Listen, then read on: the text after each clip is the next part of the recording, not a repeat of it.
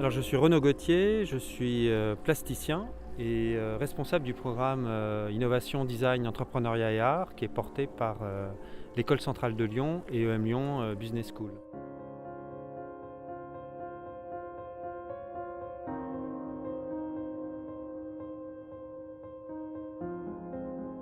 Ce programme, comme vous l'avez compris, il est destiné à former des innovateurs, des entrepreneurs. C'est une école de création, d'activités, d'entreprises, d'organisations, d'institutions ou de systèmes, quels qu'ils soient. Et pour cela, le recours à l'art est absolument essentiel, indispensable.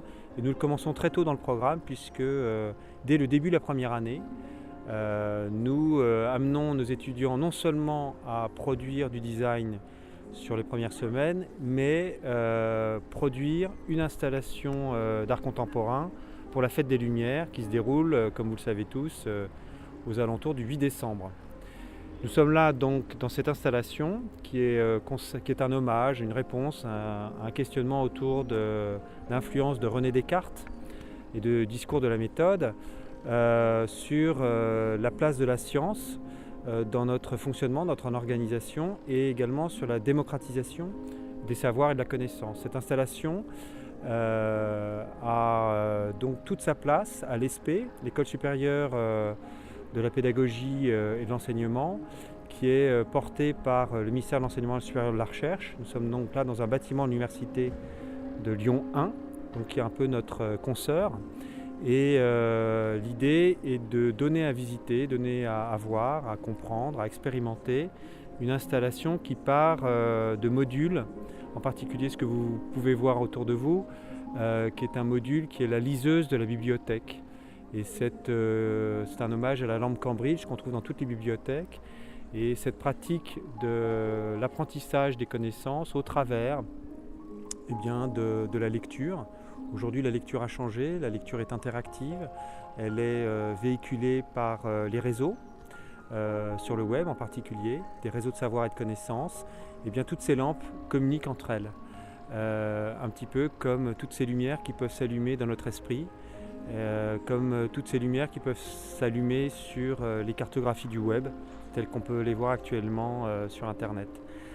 Cette idée, elle est de donner à partager aussi une pédagogie expérientielle où on fait pour comprendre, on apprend en faisant, on pense ce que l'on fait, on fait ce que l'on pense et on le fait collectivement. C'est un apprentissage coopératif, collaboratif. Et donc nos étudiants qui viennent de tous horizons sont amenés à collaborer ensemble, répartis en plusieurs groupes pour produire une œuvre collective. Ici, il y a 7 groupes qui ont travaillé de concert et non pas en parallèle, de concert, de manière concertée, et chacun a eu à gérer une zone qui ne s'oppose pas aux autres mais qui interagit avec les autres zones de cet espace de 2000 m², plus un espace qui donne sur la rue afin d'inviter tous les visiteurs de la Fête des Lumières. Il faut savoir que sur une Fête des Lumières on attend environ 3 millions de visiteurs, nous on en reçoit en 1500 par soir, sur une installation d'art contemporain un petit peu en retrait sur le plateau de la Croix-Rousse à Lyon. C'est une très belle performance, un très beau résultat et aussi une preuve qu'on peut ouvrir le savoir à tous. Et pour nous, c'est ça qui est le plus important. Et c'est valable aussi pour un candidat au programme IDEA. Un candidat au programme IDEA peut venir de toute discipline, de tout type d'université et de formation, à partir du moment où il est détenteur d'un bachelor ou d'une licence. Donc nous avons des juristes, des mathématiciens, des chimistes, des gestionnaires, des techniciens du bâtiment, des designers, des artistes, des littéraires et des sociologues, de tout. Mais vraiment on a de tout. Et c'est ça qu'ils apprécient le plus, je pense, nos étudiants, c'est qu'ils s'apportent les uns aux autres. Ils reçoivent de leurs encadrants, ils reçoivent beaucoup des enseignants-chercheurs, mais ils reçoivent aussi beaucoup de la part de leurs pairs en fait. Donc on a aussi un enseignement par la parité, par l'autre, celui qui est à côté avec qui on travaille à la fois pour étudier, mais aussi pour produire un objet, une œuvre d'art, un projet. Donc c'est un enseignement qui repose essentiellement sur une pédagogie du projet, par le projet, pour le projet, in fine, de création d'activités.